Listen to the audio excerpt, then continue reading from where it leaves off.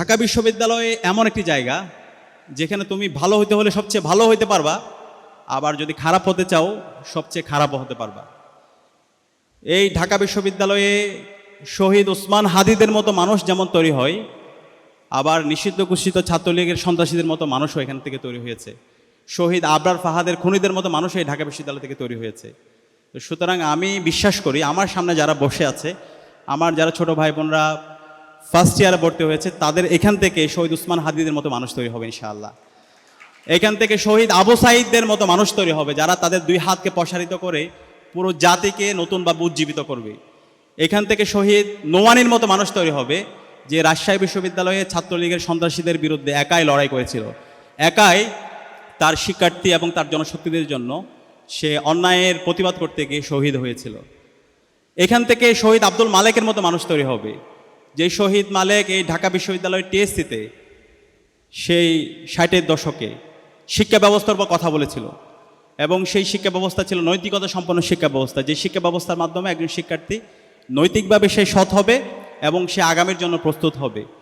সেই শিক্ষা ব্যবস্থার কথা বলার পরে পুরো অডিয়েন্স তার কথা দ্বারা প্রভাবিত হয়েছিল। ওই সময়ে যারা কালচারাল ফেসিস্ট চক্র ছিল, পতিত ফেসিস্ট চক্র, মতিয়া চৌধুরী, হাসানুল হক ইনু, তারা শহীদ আব্দুল মালেকের মেধার কাছে পরাজিত হয়ে যখন মালেক এই সোহরাওয়ার্দী উদ্যান দিয়ে তার হল ফজলুল হক মুসলিম হলে যাচ্ছিল, তার মাথায় ইট দিয়ে আঘাত করে তাকে শহীদ করেছিল। এই শহীদ মালেকের জীবনে যদি আমরা পড়ি, শহীদ মালেক সে তার ডিপার্টমেন্টে ফার্স্ট হয়েছিল, একই সাথে তার আল্লাহর সাথে সম্পর্কের জায়গায়, তার আধ্যাত্মিক জায়গায় অসাধারণ মানুষ ছিল। সারাটা জীবন যতদিন সে বেঁচে ছিল সে কল্যাণের কাজ করেছে, সত্যের পথে মানুষদেরকে ডেকেছে, তার বন্ধুবান্ধবরা তার দ্বারা উপকৃত হয়েছে, প্রভাবিত হয়েছে। তো এই শহীদ মালেকের মতো আমাদের এই ক্যাম্পাস থেকে মানুষ তৈরি হতে হবে। এই মানুষ যদি তৈরি হতে পারি, তাহলে আমরা যতদিন এই সমাজে থাকব, এই সমাজের মানুষরা আমাদেরকে সবসময় আমাদেরকে শ্রদ্ধা করবে, এবং আমরা যখন চলে যাব আমাদের কথা আজীবন শ্রদ্ধার সাথে স্মরণ রাখবে। একই সাথে আমি আজকে যারা এখানে ফার্স্ট ইয়ার শিক্ষার্থী ভাই এবং বোনেরা আছে, আমি তোমাদেরকে একটু স্মরণ করে দিতে চাই, তোমরা এখন যে ক্যাম্পাসে আছো, এই ক্যাম্পাসটা আমরা শহীদদের রক্তের উপর পেয়েছি। তোমরা যদি আগের একটু ক্যাম্পাসের চিত্রগুলো দেখো, ফেসিবাদী কাঠামো যখন ছিল 16 বছরে, এই ক্যাম্পাসে গণরুম, গ্যাস রুম কালচার, শিক্ষার্থীদের উপর নিপীড়ন নির্যাতনের মাধ্যমে এক একটা কনসেন্ট্রেশন ক্যাম্প ছিল।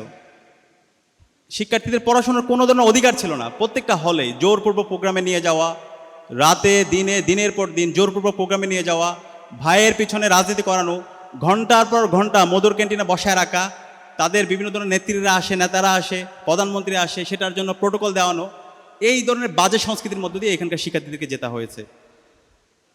এবং এই যে সংকট বিশ্ববিদ্যালয়ে, ঢাকা বিশ্ববিদ্যালয় অ্যালামনারা সারা বিশ্বব্যাপী আছে, সবাই চাই আবাসন সংকটটা দূর হোক, কিন্তু কৃত্রিমভাবে এই আবাসন সংকটটা তৈরি করে রাখা হয়েছে যেন শিক্ষার্থীরা ফার্স্ট ইয়ার থেকে সিট না পায়, তাদেরকে এক রুমে গাদাগাদি করে রাখা হয়, সিটের জন্য বড় ভাইদের কাছে যেতে হবে, এরপর তাদেরকে জোরপূর্বক প্রোগ্রামে নিয়ে তাদের পলিটিক্যাল এজেন্ডা এই ক্যাম্পাসে বাস্তবায়ন করবে। কিন্তু আজকে জুলাই বিপ্লব এবং বিপ্লব পরবর্তী এই ধরনের দাসত্বের রাজনীতির কবর আমরা রচনা করেছি।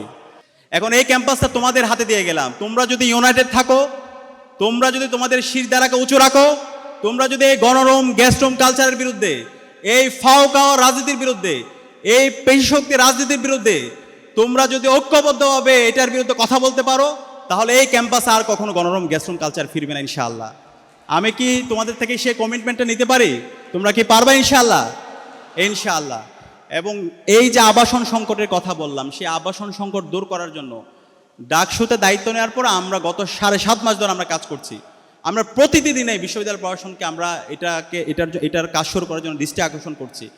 হল যদি আমরা তোমাদেরকে ফার্স্ট ইয়ার থেকে হলটা দিয়ে, হলের সিট দিয়ে দিতে পারতাম সেটা খুবই ভালো হতো, কিন্তু হল নির্মাণ হওয়ার জন্য একটু সময় লাগবে।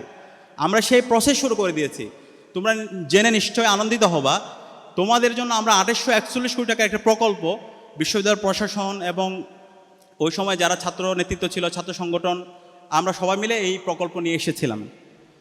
2841 কোটি টাকার এই প্রকল্পের আওতায় ঢাকা বিশ্ববিদ্যালয়ে ছাত্রীদের জন্য মোট 5টা হল, ছাত্রদের জন্য মোট 5টা হল, মোট 10টা হল নির্মাণ হবে।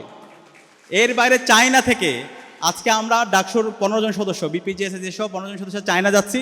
চায়না থেকে আবার ছাত্রীদের জন্য 1500 সিটের একটা হল নির্মাণের জন্য ইতিমধ্যে তার অনুমোদন দিয়ে দিয়েছে, এবং আমরা জায়গাও সিলেক্ট করে দিয়ে ফেলেছি।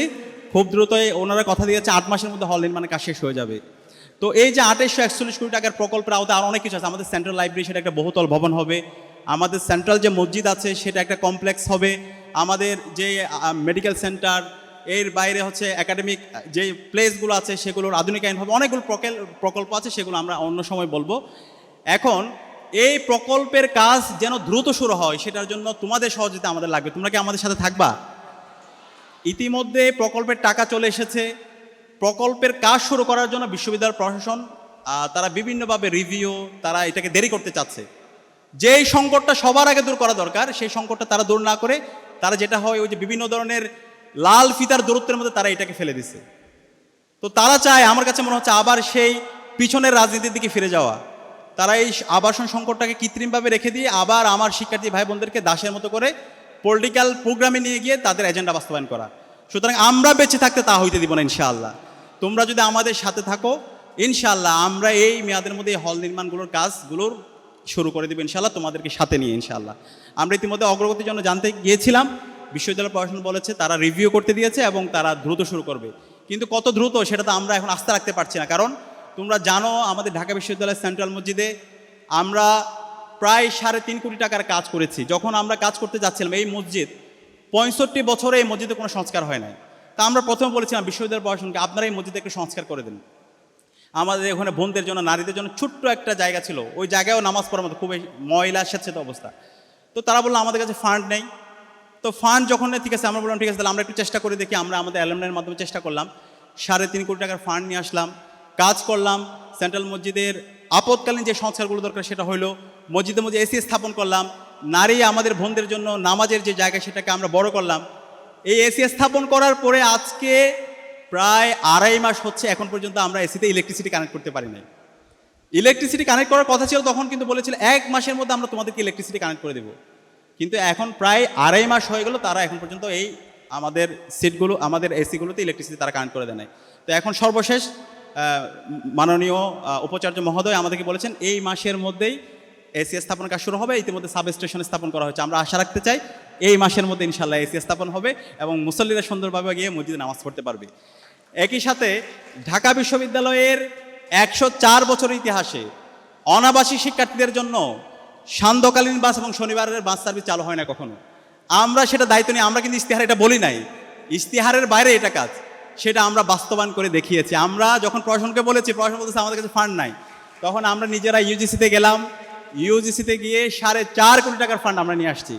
ছাত্রী এবং ছাত্রদের জন্য, যারা অনাবাসী শিক্ষার্থীরা আছে, তারা যেন সুন্দর করে আসতে পারে, তাদের জন্য শনিবারের বাস সার্ভিস এবং হলো সান্ধ্যকালীন বাস সার্ভিস ইতিমধ্যে শুরু হয়েছে এবং কুমিল্লা পর্যন্ত ইতিমধ্যে বাস সার্ভিস চালু হয়েছে। আরও কিছু জেলায় আমাদের প্ল্যান আছে ইনশাল্লাহ, তোমাদের সাথে বসে তোমাদের পরামর্শের আলোকে সেটাও আমরা শুরু করে দিব ইনশাল্লাহ। এবং আরেকটি জিনিস জেনে এখানে আমার ভালো লাগছে, এখানে অনেক বোনেরা এসেছে, নারী শিক্ষার্থীরা এসেছে। ঢাকা বিশ্ববিদ্যালয়ের ইতিহাসে 104 বছর ইতিহাসে নারীদের জন্য কোনো জিমনেশিয়াম হয় নাই। আমরা তোমাদের জন্য প্রায় 70 লক্ষ টাকা খরচ করে ঢাকা বিশ্ববিদ্যালয়ের সেন্ট্রাল ফিল্ডের মধ্যে তোমাদের জন্য আমরা নারীদের জন্য জিমনেশিয়াম স্থাপন করেছি। জিমনেশিয়ামের কাজ শেষ, আশা করছি তোমরা যাবা। এবং ছাত্রদের জন্য, তোমাদের জন্য যে জিমনেশিয়াম আছে সেটাকে আমরা আধুনিকায়ন করার জন্য কাজ করছি। সেন্ট্রাল ফিল্ডের আমূল পরিবর্তন করার জন্য আমরা 2 কোটি টাকার একটা বাজেট নিয়ে এসেছি, টাকা নিয়ে এসেছি, চেক সব আছে। কিন্তু প্রশাসনের যে আমলাতান্ত্রিক জটিলতার কারণে সেই কাজগুলো আমাদের যেভাবে অগ্রগতি হওয়া দরকার সে অগ্রগতি আমাদেরকে হতে দেয় নাই। এর বাইরে আমাদের ছাত্রীবন্ধুদের জন্য মাতৃত্বকালীন ছুটি, সেটা দীর্ঘদিনের দাবি ছিল, সেই মাতৃত্বকালীন ছুটি ইতিমধ্যে চালু হয়ে গিয়েছে, কার্যকর হয়েছে। এবং ইতিমধ্যে আমাদের শ্রদ্ধেয় শিশির মনির ভাই যেটা বলেছেন, তোমাদের কাজ হচ্ছে পড়াশোনা করা, গবেষণা করা, আগামীর জন্য নিজেকে প্রস্তুত করা। এবং এর বাইরে এইখানকার ক্যাম্পাসের হচ্ছে শিক্ষার্থীরা রাজনীতি করবে শিক্ষার্থীদের নির্বাচিত প্রতিনিধিদের মাধ্যমে।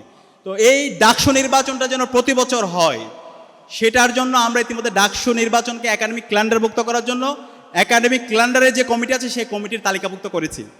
তো আশা করছি ইনশাল্লাহ ডাকসু নির্বাচন প্রতি বছর হবে এবং প্রতি বছর নির্ধারিত সময় ডাকসু নির্বাচনের মাধ্যমে শিক্ষার্থীদের নির্বাচিত প্রতিনিধিরাই বাংলাদেশে তারা প্রতিটি ক্যাম্পাসে তারা নেতৃত্ব দিবে এবং এই ডাকসুতে তারা নির্বাচিত হয়েছে, তারা শিক্ষার্থীদের আশা আকাঙ্ক্ষার বাতিঘর হবে। এবং তোমাদের সর্বশেষ যে বিষয়টা বলবো, তোমরা এখন যারা প্রথম বর্ষে ভর্তি হয়েছো, তোমাদের অবারিত সময় আছে। আমরা অনেক ক্ষেত্রে দেখতে পাই আমাদের অনেক ছোট ভাইরা বোনরা 4th ইয়ারে গিয়ে, মাস্টার্সে গিয়ে তারা হতাশার গল্প বলে, তাদের পরিবার আর তাদের পরিচয় দিতে পারে না। তো এই হতাশার গল্প যেন আমরা আগামী 4-5 বছর পর তোমাদের থেকে শুনতে না পাই। তোমাদের সুযোগ আছে, সময় আছে, এখন থেকে যেন তোমাদের বর্ষভিত্তিক পরিকল্পনা থাকে। তোমরা যে যে ডিপার্টমেন্টে পড়াশোনা করো, অনেক ক্ষেত্রে হয় ঢাকা বিশ্ববিদ্যালয় বলে আমি অনেক ভালো ডিপার্টমেন্টে পড়ি, ও বলছে ও খারাপ ডিপার্টমেন্ট। এখানে ভালো অথবা খারাপ বলতে কোনো কিছু নাই। ঢাকা বিশ্ববিদ্যালয়ে প্রত্যেকটা ডিপার্টমেন্টে ভালো। এখানে কোনো ডিপার্টমেন্ট তোমাকে চাকরি দিবে না, কোনো ডিপার্টমেন্ট তোমাকে চাকরি দিবে না। চাকরি যদি পাইতে হয় তোমার মেধার স্বাক্ষর রেখে তুমি যেভাবে ভর্তি পরীক্ষা দিয়েছো, চাকরির পরীক্ষায় যেই সিলেবাস আছে সেই সিলেবাসের আলোকে পরীক্ষায় যে ভালো করবে সে হচ্ছে ভালো চাকরি পাবে।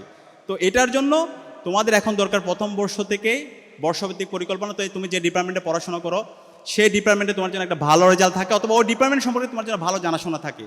একই সাথে তোমার বিভিন্ন ধরনের সফট স্কিল, এখানে ডিবেট আছে, ডিউডিএস আছে, হল ভিত্তিক ডিবেটিং ক্লাব আছে, সেগুলোতে যেতে পারো। বিভিন্ন সামাজিক স্বেচ্ছাসেবী সংগঠন আছে, সেগুলোতে তোমরা যুক্ত হতে পারো। এর বাইরে আইএমএল আছে, আইএমএল থেকে একটা এক্সট্রা ল্যাঙ্গুয়েজ শিখতে পারো। আমরা ডাকসুর উদ্যোগে চাইনা ভাষা শেখাচ্ছি। আমাদের প্ল্যান আছে বিভিন্ন ধরনের ভাষাগুলো তোমাদেরকে ফ্রিতে অফার করা। তো এই ভাষা যদি একটা শিখতে পারো, একটা এক্সট্রা ল্যাঙ্গুয়েজ যদি জানতে পারো, দেখবে যে তোমার ওভারঅল তোমার কোয়ালিটি এবং তোমার ক্যাপাসিটি এবং তোমার অপরচুনিটি অনেক বেড়ে যাবে। এর পাশাপাশি যদি তোমরা থার্ড ইয়ার থেকে যদি কারো হায়ার স্টাডির প্ল্যান থাকে, তোমরা জিআরই আইএলসের প্রস্তুতি নিতে পারো। আমাদের অনেক রিসোর্স পার্সনরা আছে সেখানে, তাদের সাথে আমরা তোমাদেরকে কানেক্ট করে দেবো। এবং ফোর্থ ইয়ার মাস্টার্স, এই থার্ড ইয়ার পুরো সময় জুড়ে যাদের গভর্নমেন্ট জবের প্ল্যান আছে, তোমরা বিসিএসে যদি পড়াশোনা করো সেই প্রস্তুতিও তোমরা খুব ভালোভাবে নিতে পারবা। তাহলে এইভাবে প্রত্যেকটা ইয়ারে যদি তোমাদের প্ল্যান থাকে ফার্স্ট ইয়ার থেকে একদম ফোর্থ ইয়ার পর্যন্ত, তাহলে তোমার অনার্স শেষ হওয়ার পরে তোমার আর কোনো হতাশা অথবা হীনমন্য থাকবে না। তোমার একাডেমিক এক্সেলেন্সি থাকবে, তোমার সফট স্কিল ডেভেলপ হবে। একই সাথে তুমি যদি দেশের বাইরে যেতে চাও, সে বাইরে যাওয়ার জন্য তোমার সেই যোগ্যতা তুমি অর্জন করতে পারবা। একই সাথে 2-3 বছর ধরে তুমি যখন বিসিএসেরও প্রস্তুতি নিবা থার্ড ইয়ার এবং ফোর্থ ইয়ারে, তোমার সেই প্রস্তুতিটাও হয়ে যাবে ইনশাআল্লাহ। তা আমি চাই তোমরা শুধুমাত্র বাংলাদেশ না, আমার সামনে যে ফার্স্ট ইয়ার শিক্ষার্থী ভাই বোনরা বসে আছো, তোমরা সারা দুনিয়ায় নেতৃত্ব দিবে ইনশাআল্লাহ। এবং আমি বিশ্বাস করি ঢাকা বিশ্ববিদ্যালয়ের শিক্ষার্থীদের সে ক্যাপাসিটি আছে। আমরা ঢাকা বিশ্ববিদ্যালয়ে অনেক শিক্ষার্থীদেরকে তাদেরকে দেখতে পাইছি, তারা যখন ইউরোপে গিয়েছে, তারা যখন অক্সফোর্ডে গিয়েছে, কেমব্রিজে গিয়েছে, হার্ভার্ডে গিয়েছে, এমআইটিতে গিয়েছে, তারা ওইখানে সেরাদের সেরা হয়েছে। তো তারা কেন ঢাকায় বাংলাদেশে থেকে কেন পারছে না? তাদেরকে আমরা সেই পরিবেশটা দিতে পারি নাই। তো আমরা এখন চেষ্টা করছি ঢাকা বিশ্ববিদ্যালয়ে সেই পরিবেশটা দেওয়ার, সেই স্বপ্নের ক্যাম্পাস বিনির্মাণ করার। ইনশাআল্লাহ আগামীতে যে শিক্ষার্থীরা আসবে তারা এই স্বপ্নের ক্যাম্পাসটা পাবে। প্রথম বর্ষ থেকে তার চমৎকার একটা পড়ার টেবিল থাকবে, তার একটা রুম থাকবে, তার স্বাস্থ্যের নিরাপত্তা থাকবে, তার খাদ্যের নিরাপত্তা থাকবে। নারী শিক্ষার্থীদের জন্য তাদের জন্য একটা নিরাপদ ক্যাম্পাস হিসেবে আমরা বিনির্মাণ করব।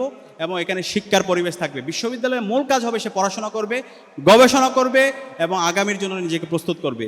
এবং এর বাইরে দেশের স্বাধীনতা, সার্বভৌমত্ব, অখণ্ডতার জন্য যদি জীবন দিতে হয় সেই জীবন দেওয়ার জন্য সে প্রস্তুত থাকবে। এবং সবসময় শির দ্বারা উঁচু রেখে ইনসাফের পক্ষে কথা বলবে, সত্যের পক্ষে কথা বলবে, কারো দাসত্ব করবে না, কোনো দলের এখানে হচ্ছে এজেন্ডা সে এককভাবে সে বাস্তবায়ন করবে না। যেটা সত্য সেটাকে সত্য বলবে, যেটা সাদা সেটাকে সাদা বলবে, এবং যেটা অন্যায় সেটাকে সে শির দ্বারা উঁচু রেখে সে অন্যায়ের প্রতিবাদ করবে। তো আমি বিশ্বাস করি ইনশাল্লাহ আমার সামনে যারা বসে আছো তোমরা আগামীর বাংলাদেশে নেতৃত্ব দিবে ইনশাল্লাহ। আল্লাহ পাক সুবহানাহু ওয়া তাআলা তোমাদেরকে সেই তৌফিক, সেই যোগ্যতা, সেই সক্ষমতা, সেই প্রজ্ঞা দান করুক। আমি আবারও তোমাদেরকে কংগ্রাচুলেট করে এবং ডাকসুর পক্ষ থেকে ইসলামী ছাত্র শিবির ঢাকা বিশ্ববিদ্যালয়কে আন্তরিকভাবে ধন্যবাদ জানিয়ে আমি আমার কথা এখানে শেষ করছি। আসসালামু আলাইকুম রহমতুল্লাহ।